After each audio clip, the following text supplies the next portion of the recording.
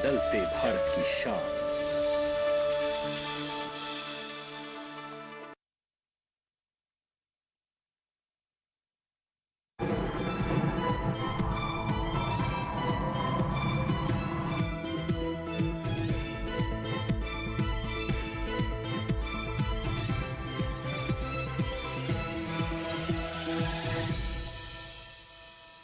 नमस्कार, आप देख रहे हैं दूरदर्शन किसान। मौसम खबर में आप सभी का स्वागत है। मैं हूं मोनालिसा। मौसम खबर में जानेंगे आने वाले दिनों में कहां होगी बारिश, कहां रहेगा मौसम साफ, जानेंगे तापमान की स्थिति के बारे में। इसके अलावा वायु की गुणवत्ता और पर्यटक स्थलों के मौसम का हाल भी आपको बताएंगे। तो आइए शुरुआत करते हैं मौसम से जुड़ी हुई कुछ बड़ी खबरों के साथ। तो 5 बड़ी खबरों पर नजर डाल लेते हैं। बता दें सबसे पहले आपको सौराष्ट्र कच्छ के बारे में, यहां कहीं कहीं गर्म हवाएं चलने का अनुमान जताया गया है। इसके अलावा बात करें कोंकण गोवा की, तो यहां बिजली चमकने के साथ तेज हवाएं चलने का अनुमान है। इसके अलावा आपको बता दें मध्य महाराष्ट्र में भी बिजली चमकने के साथ ही तेज हवाएं चलने के आसार बनते नजर आ रहे हैं। आगे बढ़ते हैं, तटीय कर्नाटक की बात करते हैं। यहां इक्का दुक्का हिस्सों में हल्की बरसात की संभावना जताई जा रही है। इसके अलावा केरल की अगर बात करें तो यहां छिटपुट इलाकों में हल्की बारिश हो सकती है। जी हां, तो ये थी मौसम से जुड़ी हुई 5 बड़ी खबरें। और अब आपको बता देते हैं मौसम पूर्वानुमान के बारे में। देखते हैं आने वाले दिनों में कहां हो सकती है बारिश और कहां रहेगा मौसम साफ। सबसे पहले बात करते हैं उत्तर भारत की। आपको बता दें कि जम्मू कश्मीर और लद्दाख में बारिश की संभावना नहीं है। तो इसके अलावा हिमाचल प्रदेश और उत्तराखंड में देखें तो यहां पर भी बारिश नहीं होगी। साथ ही पंजाब, हरियाणा और दिल्ली में भी बरसात के आसार नहीं है। और अगर उत्तर प्रदेश की बात करें तो पश्चिमी उत्तर प्रदेश हो या फिर पूर्वी उत्तर प्रदेश, यहां भी बारिश के लिहाज से मौसम साफ बना रहेगा। यानी कि पूरे उत्तर भारत की बात अगर करें, चाहे पहाड़ी इलाके हो या फिर मैदानी इलाके, यहां पर बारिश नहीं होगी।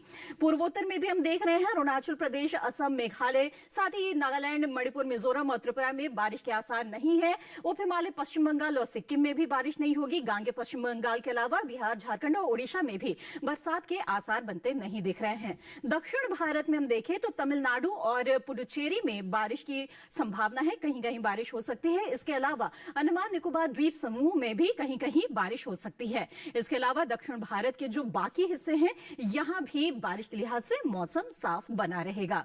इसके अलावा मध्य महाराष्ट्र और कोंकण गोवा में हम देख रहे हैं कि कहीं कहीं बरसात हो सकती है। लेकिन अगर राजस्थान की बात करें, साथ ही गुजरात, सौराष्ट्र, कच्छ की बात करें, इसके अलावा मध्य प्रदेश हो, छत्तीसगढ़, विदर्भ या फिर मराठवाड़ा, यहां बारिश के लिहाज से मौसम साफ बना रहेगा। यानी देश के जो अधिकतर हिस्से हैं वहां बारिश की संभावना कम ही है।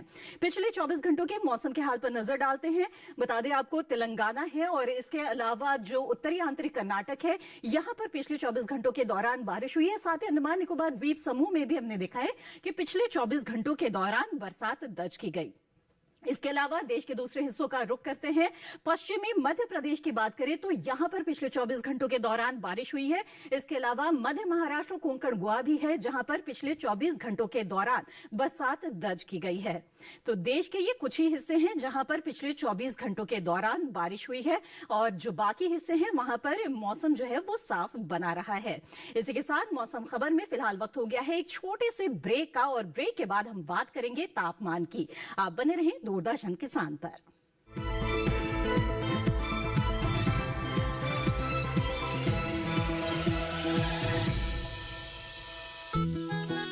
गुड्डी, किससे चैटिंग चल रही है? मामा, नो शेयरिंग। कोई स्पेशल?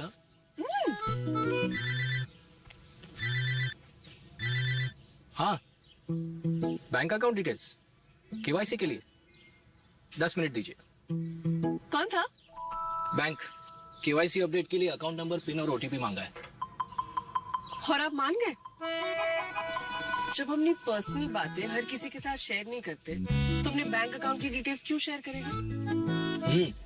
Smart girl. याद रहे मामा, डिजिटल लेन देन के लिए किसी को भी अपने बैंक अकाउंट की डिटेल्स ना दें। ओटीपी और पिन नंबर तो कभी नहीं। हमेशा भरोसेमंद नेटवर्क का ही इस्तेमाल करें। याद है ना, नो शेयरिंग।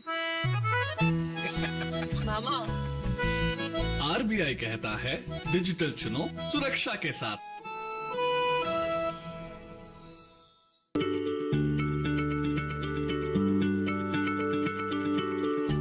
क्या आप किसी बीमारी से परेशान हैं? चाहते हैं डॉक्टर की सलाह? तो हम हैं आपके साथ। बताएंगे आपको जीने की राह। समस्याएं आपकी, समाधान देश के मशहूर विशेषज्ञों के। घर बैठे बात करें देश के जाने माने डॉक्टरों से।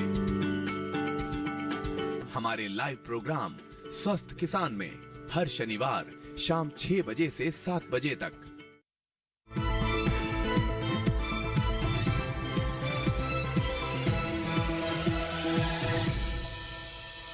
ब्रेक के बाद आप सभी का फिर से स्वागत है। आप देख रहे हैं मौसम खबर।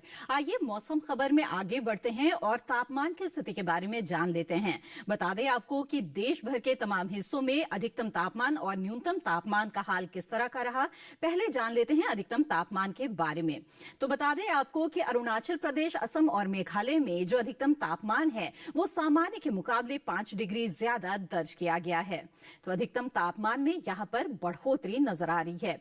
इसके अलावा जो नागालैंड, मणिपुर, मिजोरम और त्रिपुरा है, यहाँ पर जो अधिकतम तापमान है वो सामान्य के मुकाबले 3 से 5 डिग्री ज्यादा दर्ज किया गया।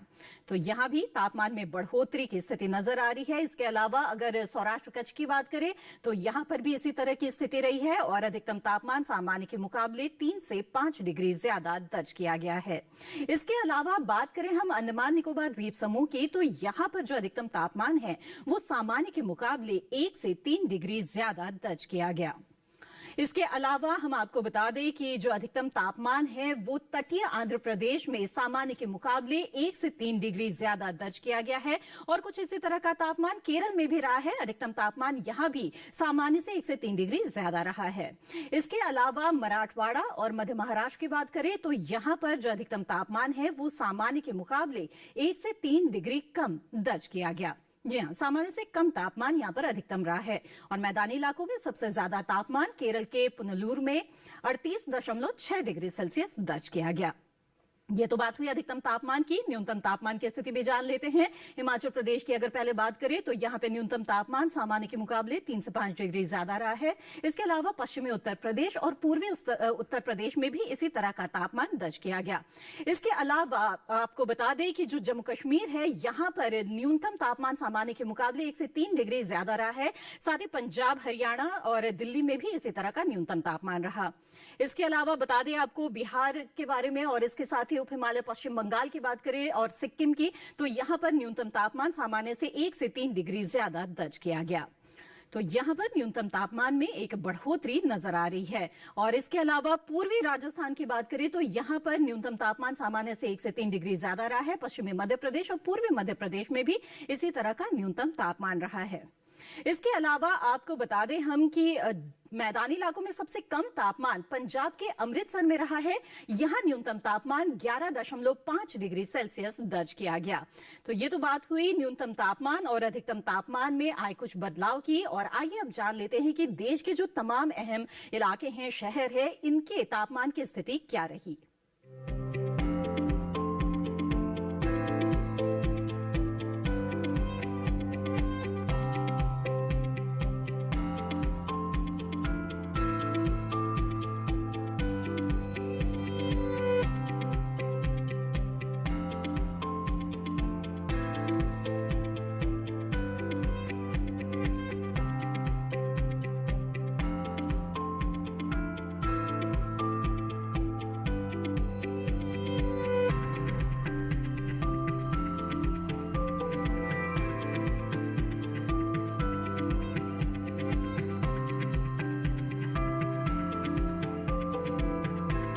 मौसम खबर में फिलहाल वक्त हो चला है एक और छोटे से ब्रेक का। ब्रेक के बाद हम बात करेंगे वायु की गुणवत्ता और पर्यटक स्थलों के मौसम के बारे में। आप बने रहें दूरदर्शन किसान पर।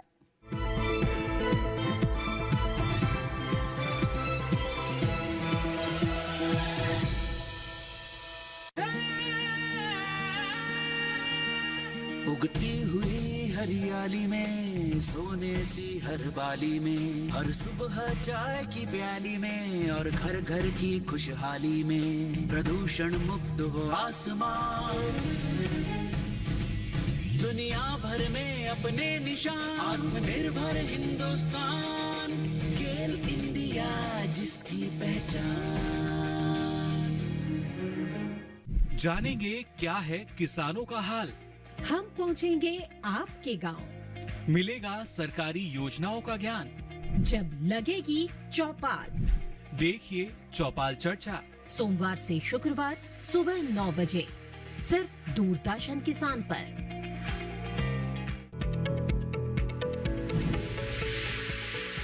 खुशहाल होंगे खेत, पशु रहेंगे स्वस्थ, सरकारी स्कीम का होगा लाभ, जब एक्सपर्ट्स का मिलेगा साथ, आपके सवाल विशेषज्ञों के जवाब, सिर्फ एक फोन कॉल की दूरी पर।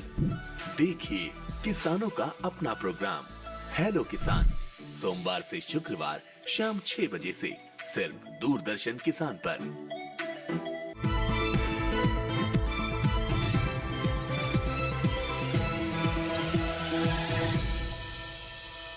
ब्रेक के बाद आप सभी का फिर से स्वागत है। आप देख रहे हैं मौसम खबर।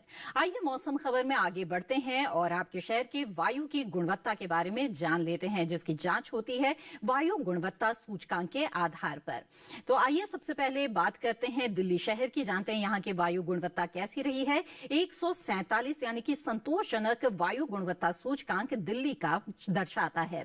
इसके अलावा लखनऊ की बात करें तो यहाँ भी वायु की गुणवत्ता संतोषजनक रही है। 126 यहाँ वायु गुणवत्ता सूचकांक है। इसके अलावा पटना की बात करें तो यहाँ की वायु थोड़ी खराब की श्रेणी में आती है। 258 यहाँ की वायु गुणवत्ता सूचकांक पे है। बेंगलुरु की बात करें तो यहाँ की वायु अच्छी है। 88 जो है वायु गुणवत्ता सूचकांक यहाँ का है। जबकि पुणे की बात करें तो यहाँ पर 125 वायु गुणवत्ता सूचकांक है, यानी कि संतोषजनक की श्रेणी में है। हैदराबाद की जो वायु गुणवत्ता सूचकांक है वो 138 है, यानी कि ये भी संतोषजनक की श्रेणी में ही माना जाएगा। लेकिन कोलकाता की बात करें तो यहाँ की वायु गुणवत्ता थोड़ी खराब आकी गई है। 228 यहाँ पर वायु गुणवत्ता सूचकांक है। इसके अलावा मुंबई की जो वायु है वो भी थोड़ी खराब की श्रेणी में आ गई है। 209 वायु गुणवत्ता सूचकांक। आगे बढ़ते हैं, पर्यटक स्थलों के मौसम के बारे में जान लेते हैं। पहले बात करते हैं अरुणाचल प्रदेश के तवांग की। तो यहाँ पे अगले 2 दिनों के दौरान मौसम साफ नजर आ रहा है। अधिकतम तापमान जहां 16 डिग्री सेल्सियस रहेगा तो न्यूनतम 3 या 2 डिग्री सेल्सियस रहेगा। जबकि सोमवार को बादल छा सकते हैं और मंगलवार को बारिश के आसार बनते हुए नजर आ रहे हैं। यानी कि तवांग का रुख अगर आप करना चाहते हैं, शनिवार और रविवार का दिन आपके लिए बेहद ही अच्छा रहेगा। मौसम भी साफ है और जो तापमान की स्थिति है वो भी बिल्कुल सुहाने तापमान की ओर दर्शा रहा है। बिहार के नालंदा की बात करते हैं। यहाँ पर आने वाले 4 दिनों के दौरान मौसम बिल्कुल साफ नजर आ रहा है। जहां अधिकतम तापमान शनिवार को 32 डिग्री सेल्सियस रहेगा, न्यूनतम 17, तो वही मौसम में तापमान में थोड़ी सी बढ़ोतरी हम देख रहे हैं। रविवार को 34 डिग्री सेल्सियस रहेगा और न्यूनतम 18। इसके साथ ही सोमवार मंगलवार को तापमान में और ज्यादा बढ़ोतरी आ रही है और 35 से 18 के बीच यहां पर तापमान रहेगा। बात करते हैं हरियाणा के कुरुक्षेत्र की। तो यहाँ पे शनिवार और रविवार को बादल छा सकते हैं और शनिवार को जहां 29 से 16 के बीच तापमान रहेगा तो 1 डिग्री की बढ़ोतरी आएगी रविवार को और 30 से 16 के बीच यहाँ पर तापमान की स्थिति रहेगी। जबकि सोमवार और मंगलवार को मौसम बिल्कुल साफ नजर आ रहा है। 30-31 जहां अधिकतम तापमान रहेगा तो न्यूनतम तापमान 16 और 17 डिग्री सेल्सियस रहेगा और मौसम बिल्कुल साफ है।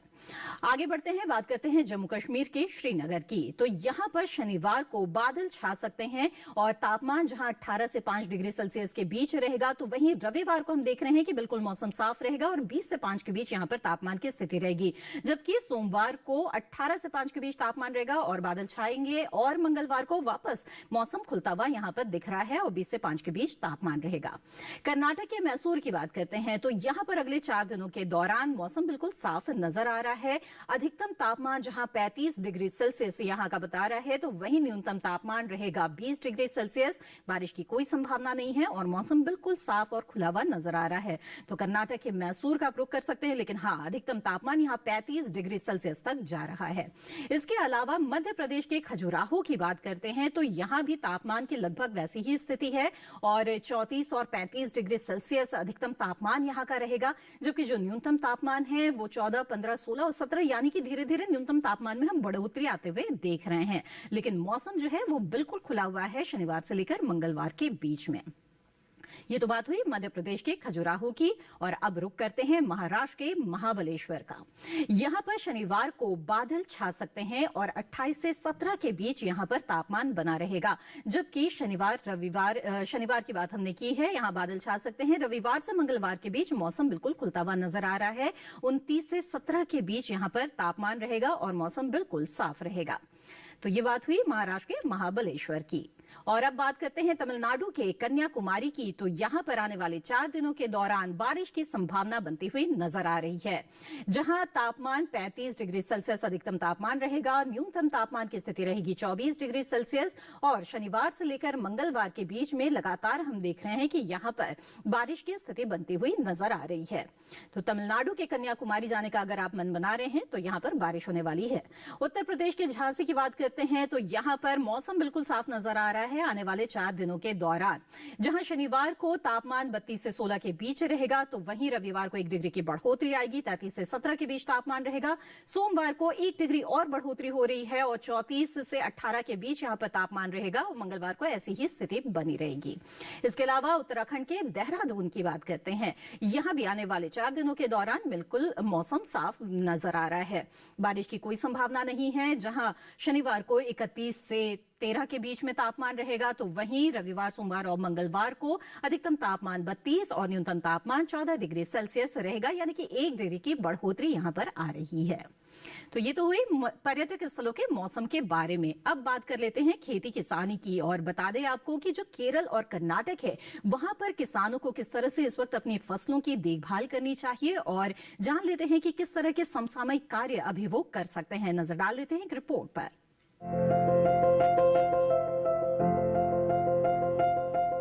कर्नाटक में उड़द की बुआई करे, किसान अरहर की कटाई कर ले।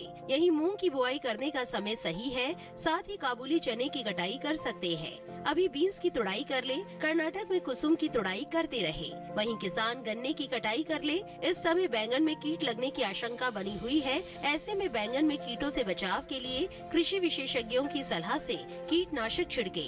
यहाँ टमाटर में कीटों से बचाव के लिए कृषि विशेषज्ञों की सलाह से कीटनाशक का छिड़काव कर सकते हैं। कर्नाटक में मूंगफली के खेत में सिंचाई करते रहे। इसके अलावा गेहूं की फसल तैयार हो चुकी है। किसान गेहूं की कटाई कर ले। केरल में धान की खेती के लिए खेत तैयार कर ले। धान के खेत में जरूरी उर्वरक का इस्तेमाल कर सकते हैं। वहाँ तिल की खेती के लिए खेत तैयार करे। किसान लोबिया की खेती के लिए खेत तैयार कर ले। इस समय नारियल के खेत में सिंचाई कर सकते हैं।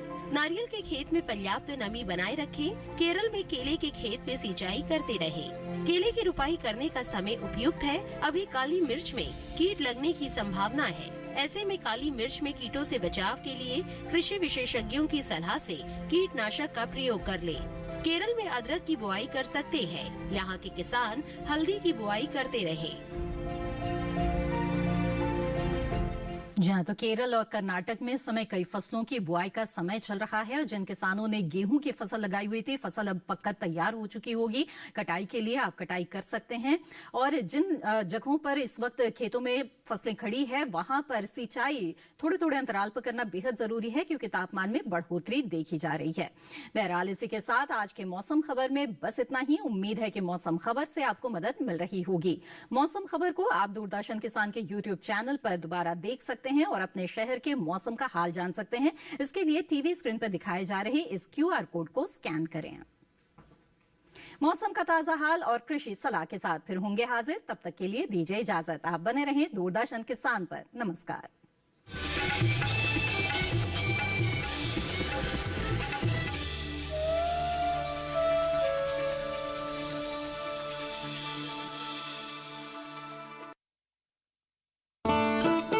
किसान हमारे देश की रीढ़ हैं, एक बड़ी आबादी के अन्नदाता हैं। विपरीत हालातों में भी खेतों खलिहानों में परिश्रम करते हमारे ग्रामीण किसानों की इस तस्वीर में एक सुखद बदलाव आ रहा है। राजेंद्र, कृष्णकांत, रत्नेश चंद, चंदा देवी हों या कनकलता पांडे जैसी पढ़ी लिखी महिलाएं, इन्होंने जब दहलीज से आगे निकलकर कुछ करने की ठानी तो वो कर दिखाया जिसे हासिल करना किसी की भी ख्वाहिश हो सकती है। और इस सपने को साकार करने में मदद की नाबार्ड ने। जो ग्रामीण क्षेत्रों में बुनियादी विकास और ग्रामीणों की आजीविका में वृद्धि के लिए निरंतर प्रयत्नशील है।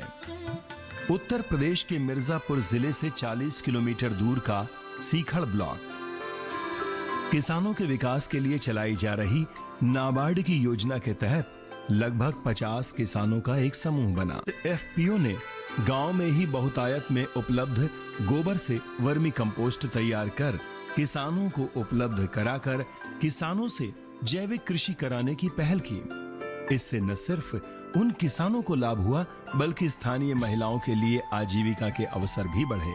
साथ ही इसकी बिक्री से इस समूह के किसानों की पूंजी में भी वृद्धि हुई।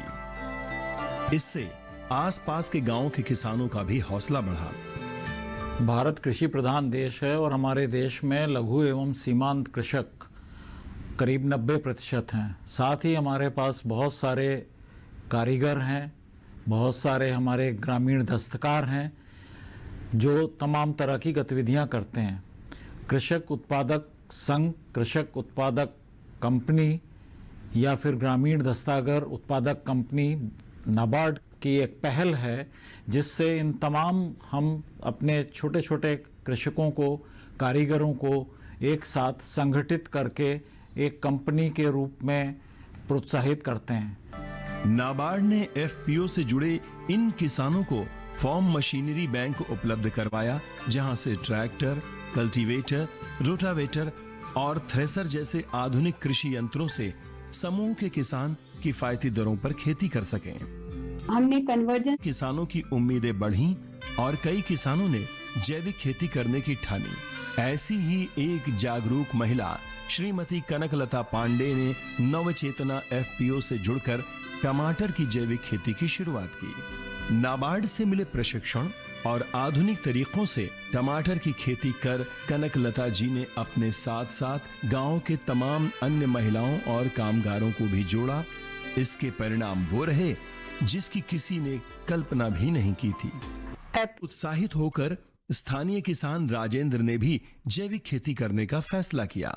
हालांकि राजेंद्र ना ही ज्यादा पढ़े लिखे थे, ना ही इनके पास खेती का बड़ा रकबा था, फिर भी उन्होंने एक प्रयास करने की सोची।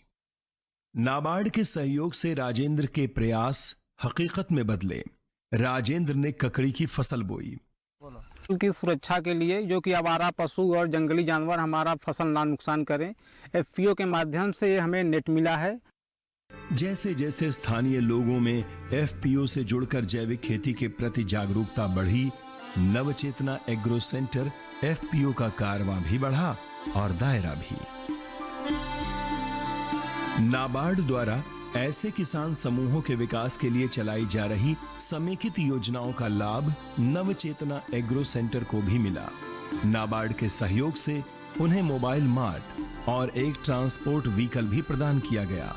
इसका परिणाम ये रहा कि इस एफपीओ द्वारा उत्पादित वर्मी कंपोस्ट, जिसे अब तक आसपास के किसान ही जैविक खेती के लिए ले जाते थे, अब उसे दूर दराज के क्षेत्रों और दूसरे जिलों में भी पहुंचाया जाने लगा। नवचेतना एफपीओ की इस उड़ान को समझना हो तो कभी मिर्जापुर जिले के सीखर ब्लॉक आइए। इस वैदिक कृषि केंद्र पर महिलाएं, ग्रामीण युवा और अन्य कामगार वर्मी कंपोस्ट को तैयार करते दिख जाएंगे, जिसकी मांग प्रदेश ही नहीं देश के दूसरे राज्यों से भी लगातार आती रहती है। Navchetna agro centre farmer producer company के समर्पित किसानों की मेहनत का ही परिणाम है कि इस समूह को जिले और प्रदेश स्तर तक तमाम मंचों पर सम्मानित किया जा चुका है। काम के प्रति इसी लगन को देखते हुए प्रदेश के कई विभाग नाबार्ड की समेकित विकास योजना के तहत इस एफपीओ को व्यापारिक सहूलियतें भी दे रहे हैं और प्रत्यक्ष तौर पर सहयोग भी कर रहे हैं। नाबार्ड के इसी प्रोत्साहन का परिणाम है कि इस एफपीओ ने अपने ब्रांड नेम से खाद्य तेल की उत्पादन इकाई भी लगाई है, जिससे तमाम स्थानीय किसानों को शुद्ध खाद्य तेल उपलब्ध हो रहा है तथा इनकी बिक्री से अच्छी आमदनी भी हो रही है। सामूहिकता में विकास का नाबार्ड मॉडल किसानों के विकास में कारगर साबित हो रहा है। ऐसे ही एक लाभार्थी हैं श्री मुकेश त्रिपाठी। जिन्होंने नवचेतना FPO के मार्गदर्शन में मिर्च की फसल बोई है। इससे उन्हें न सिर्फ नियमित आमदनी हो रही है, बल्कि स्थानीय ग्रामीणों को अतिरिक्त काम भी उपलब्ध हो रहा है। हम लोग पूर्णतया जैविक FPO की सफलता की कहानी से प्रेरित होकर भुआलपुर निवासी श्री रत्नेश चंद्र त्रिपाठी उन्नत प्रजाति के केलों की पैदावार कर रहे हैं। जैविक खेती और उन्नत प्रजाति के WB02 जिंक युक्त गेहूं की पैदावार कर कृष्णकांत जैसे किसानों ने रासायनिक उर्वरकों पर निर्भरता की प्रचलित मानसिकता को भी बदला है, साथ ही अच्छा उपज मूल्य भी हासिल किया है। मुकेश जी के नेतृत्व में उमेश चंद्र, कनकलता, रत्नेश, चंदा देवी जैसे सैकड़ों जुझारू लोगों का ये परिवार दिनों दिन मजबूत हो रहा है। आज नवचेतना FPO एक जैविक पहचान हासिल कर चुकी है। सामूहिकता की भावना के विकास और साझेदारी से खेती कर किसानों को समूह शक्ति का अप्रत्याशित लाभ मिल रहा है। नाबार्ड द्वारा FPO को बढ़ावा देने की योजना का मूल तत्व भी यही है। पूरे प्रदेश में इस तरह की कंपनियों का आना कृषकों के लिए और उनकी आय को दुगना करने, आत्मनिर्भर भारत बनाने में बहुत बहुत महत्वपूर्ण कदम होगा। इसी चीज़ को ध्यान में रखते हुए भारत सरकार ने भी आगे आने वाले समय में 3 से 5 साल में पूरे देश में 10,000 ऐसे कृषक उत्पादक कंपनियों का गठन करने का निर्णय लिया है। नवचेतना कृषक उत्पादक संघ मिर्जापुर को मेरी तरफ से, नाबार्ड की तरफ से ढेरों शुभकामनाएं। किसानों की इसी मुस्कान को देश के हर किसान के चेहरे पर सजाने का मिशन लेकर नाबार्ड का सफर निरंतर आगे ही बढ़ता रहेगा।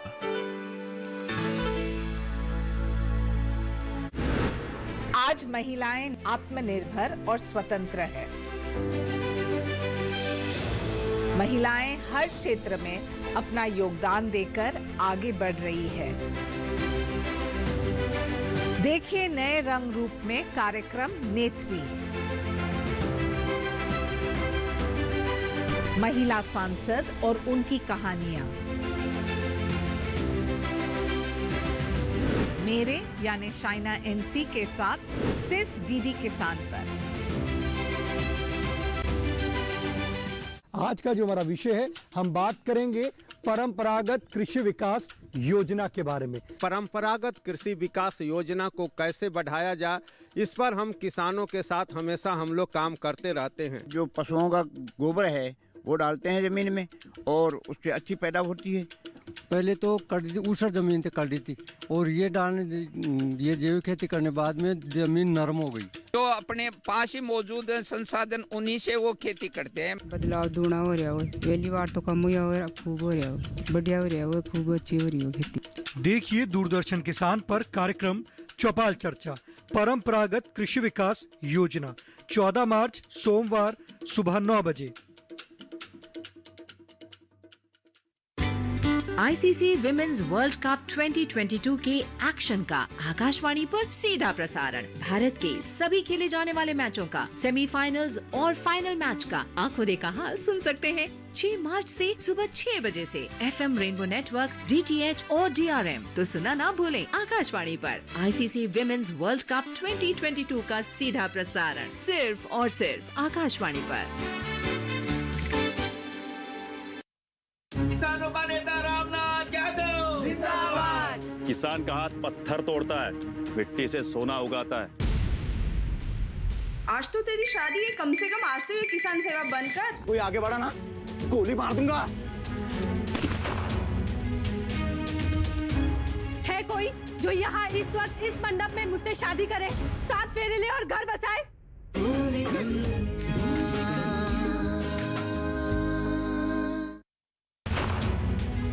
भूमि कन्या सोमवार से शुक्रवार रात 8 बजे सिर्फ DD किसान पर।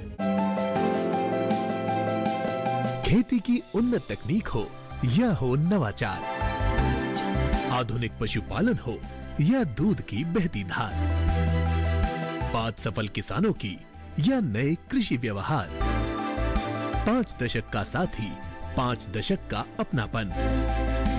कृषि दर्शन सोमवार से शुक्रवार शाम 5:30 पर।